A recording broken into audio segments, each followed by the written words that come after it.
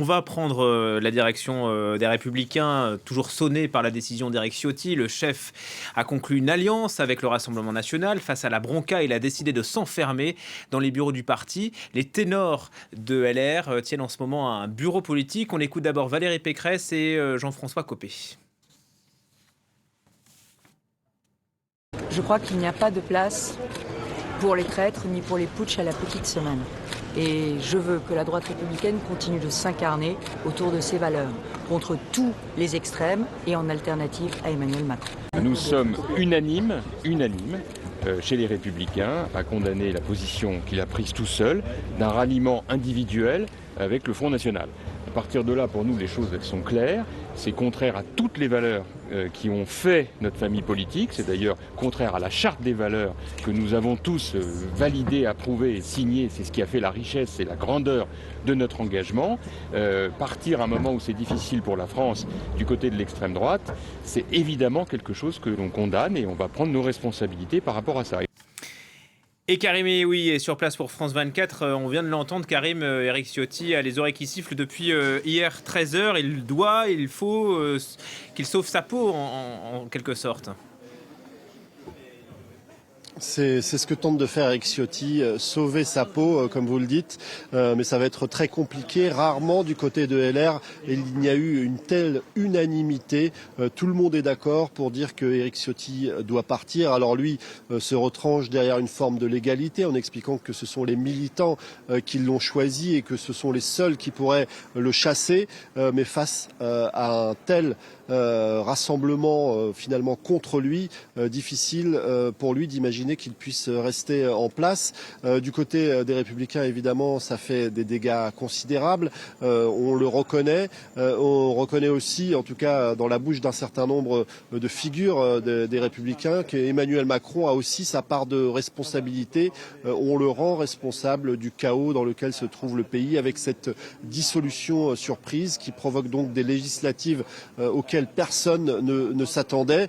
C'est vrai qu'il faudra aussi scruter la réaction des militants, puisque Éric Ciotti explique que si les ténors du parti ne partagent pas sa vision, eh bien il y a un certain nombre de militants, peut-être la moitié d'après certains sondages, qui trouvent que ce rapprochement avec le Rassemblement national est loin d'être une mauvaise idée.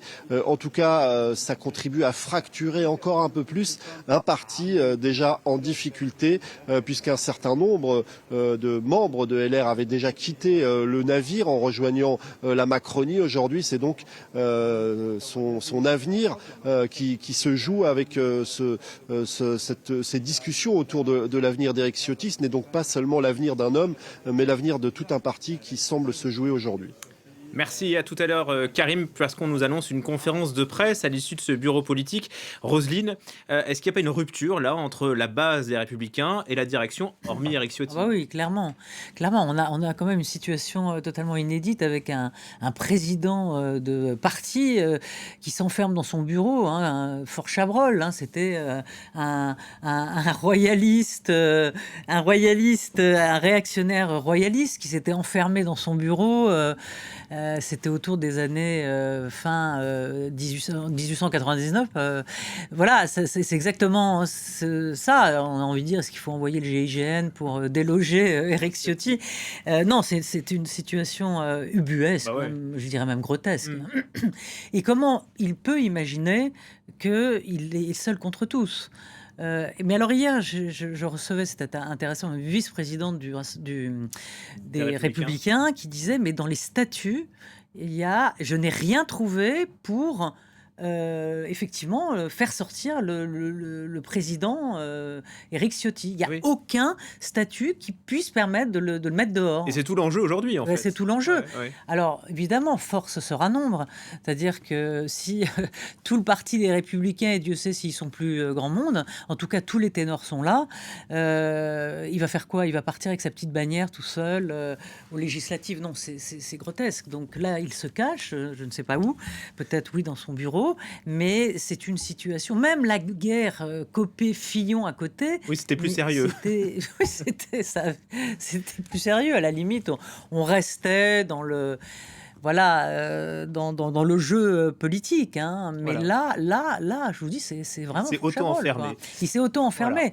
Et c'est une situation... Alors, je ne sais pas si on peut en rire ou en pleurer, mais on peut se dire qu'Emmanuel Macron a quand même... on parlait de la bordélisation de l'Assemblée nationale avec LFI. Ben là, c'est la bordélisation Des Républicains. oui, et de la vie politique. Vous voyez bien ouais. que tout est... En fait, Chamboulé. chamboulé. Alors,